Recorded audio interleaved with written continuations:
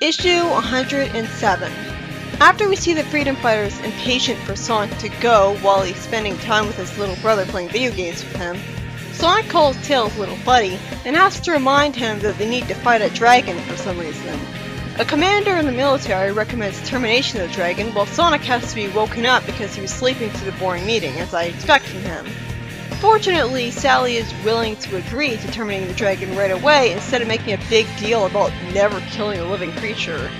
Then Sonic bursts out laughing at being expected to have the same army force that captured him for the SC2 adaptation as his backup.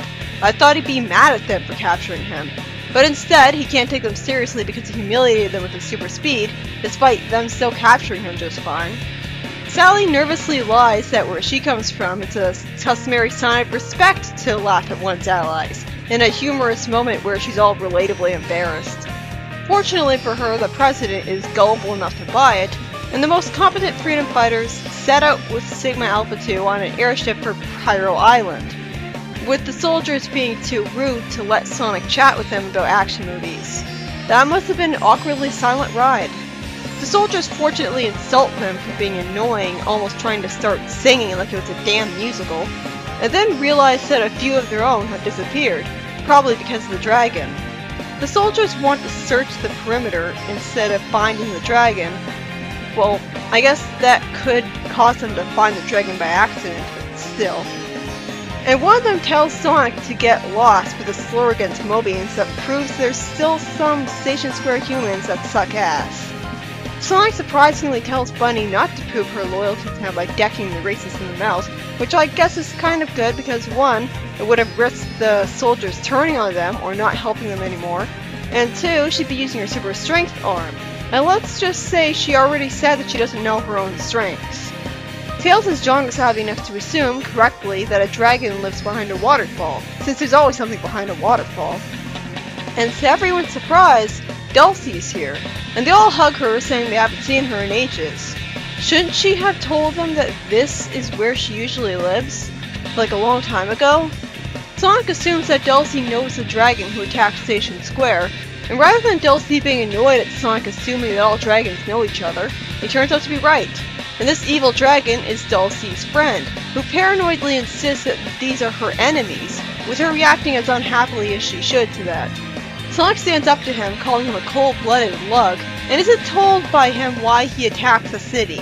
Then Dulcie reveals that the Overlanders want Pyro Island for their military tests, and they attacked first a few days ago. Bunny then says that they must have attacked Dulcie's arm that looks just fine to me, too.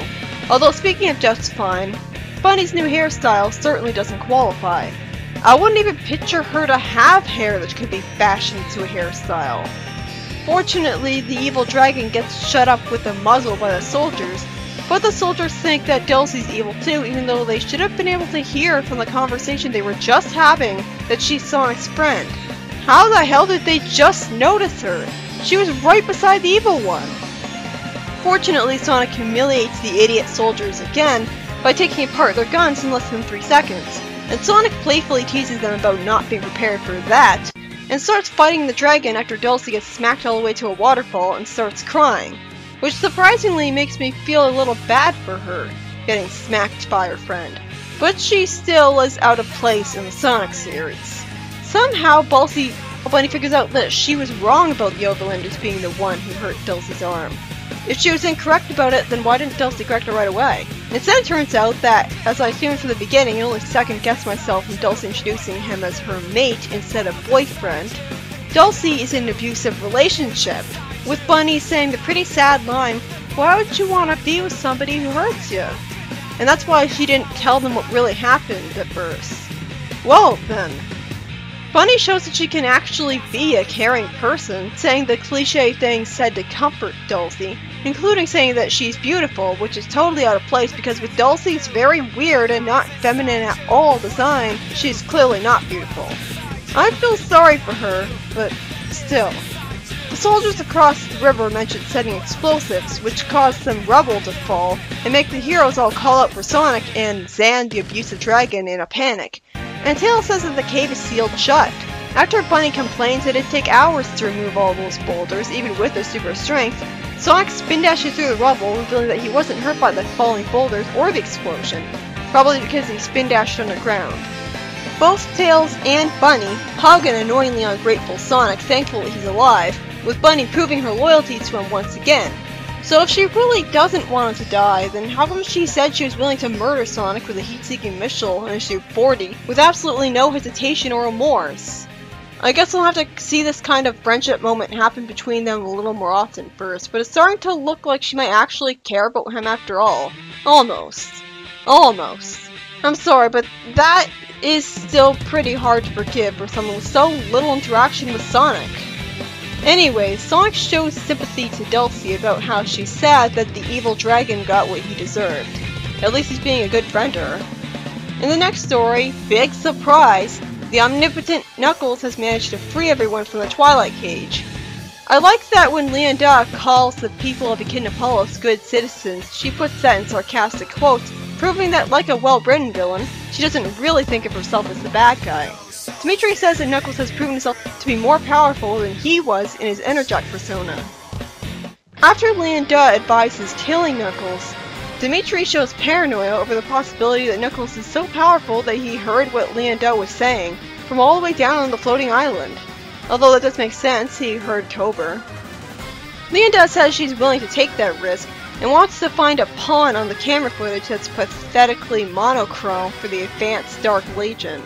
After it's implied that she's going to try to use the hodgepodge fusing of Knuckles Julie Sue as a pawn for her plans, either that or the Constable, the Thing decides to give herself a fake name of Janica because considering where she is, telling anyone her real name would sound the alarm. Doesn't she mean when she is? Unless it's absolutely proven that she's from a separate dimension. Also, is the Echidna Society one where the kid gets their mother's last name?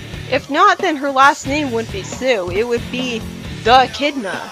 And I'm sure both of those last names are fairly common for echidnas, especially Knuckles' one. Is Sue? Is there no other Sue in the entire city? Is Julie Sue's last name that rare? Janica thinks that Knuckles' mother is her grandma, only much younger. Well, it's good that they're confirming that she'll continue to live for that long. Unless, again, Jenny's actually from another dimension and doesn't know it.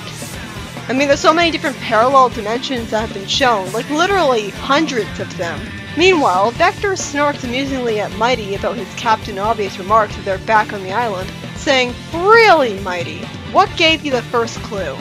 SBO says that there's no sign of Knuckles or Julie with them. The Brotherhood are upset about Haven being virtually destroyed, and Thunderhawk has to be the one to point out the obvious that the Dark Legion did it, instead of Sojourner immediately jumping to that conclusion himself. Thunderhawk then says that from his perspective, the Brotherhood was just fighting their nemesis of the Grand Conservatory, and now they're here. So the people who were sent to the Twilight Cage were unconscious the whole time and somehow kept alive. They should have done that with the Dark Legion in the first place. Then they'd never get out. It's pointed out that both Hawking and the old Matthias are no longer with them, with Spectre explaining to them what's happened to them and sensing Tober's presence with them too. For some reason, Knuckles, after telepathically hearing what the Brotherhood has to say, I guess because he loves his father so much, telepathically tells his father, the hologram of himself, that he's fine and he's in the city. And for some reason only Locke was able to see and hear him. Hear, fine, but see? Locke was forced to imagine Knuckles, I guess. That must be how it worked. Lara Lee wonders if Knuckles isn't taking care of himself because he's all green.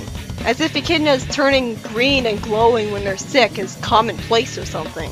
And hugs him asking where he's been, with Jenny being surprised that he's all green. You'd think her mother would have told her about that kind of episode. As I expected, Jenny's thoughts reveal that she's Knuckles' daughter. Then Knuckles tells the constable to stand down in front of Dimitri. Wait, what? Why? Well, he did say he was willing to give the Dark Legion a chance, but he got what he wanted.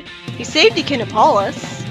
The first story was written by Carl Bollers, and has the dragon being defeated thanks to the explosives of the racist soldiers from Station Square, with the unnecessary twist that the dragon was Dulcie's abusive boyfriend. It at least shows you what a good friend Bunny could be, as she comforts her in the typical way about it. But this could have easily been cut from the story with a few dialogue changes and nothing would have been lost. I can't believe the soldiers didn't realize Dulcie was Sonic's friend. and didn't even notice her, even though she was in the middle of a conversation confirming it right next to the fucking thing. That was pretty stupid. How did they guess that Dulcie was female so easily anyways? She doesn't wear earrings or lipstick. Also, if Dulcie's such a close friend, why is this the first time the heroes are learning about her living on Pyro Island? You'd think this would be one of the first things she'd tell them about herself. That's basic conversation. But another important thing to note is how much Bunny proves her loyalty to Sonic in this issue. She's willing to deck a soldier in the schnoz for being a racist against Sonic, with a super strength arm no less. And when she sees that Sonic survived a landslide, she's just as overjoyed as Tails is and hugs him right away. This really needs to happen more often. The dragon gets defeated, and fortunately the president follows through with his deal to take the Overlander refugees, even though it was his soldiers and not Sonic who defeated the dragon. And in the second story, by Ken Panders, after Knuckles of course succeeds in getting the people of the Kingdom Hollows back, it's implied that Leon is planning to use Knuckles' daughter from the future as a pawn against them. Either that or the other guy. Still can't get over that whole hodgepodge design of hers. It looks like Knuckles and Julie Sue got telefragged together. Show an actual personality for it first, and then maybe I'll get past it. The other important thing is that Knuckles seems to allow Dimitri to try to take over Kingdom Hollows. I don't see why the government of that city would agree to it just because Knuckles says so. I really want to see how the Dark Legion would run the city, or any city for that matter. But considering it's been confirmed that they're the type of government to put memory-racing chips in the brains of every newborn child, I think the fact that they're an evil tyranny should already be a foregone conclusion. But let's see how this goes. And hopefully Knuckles won't be shunned for way too long by his friends for this.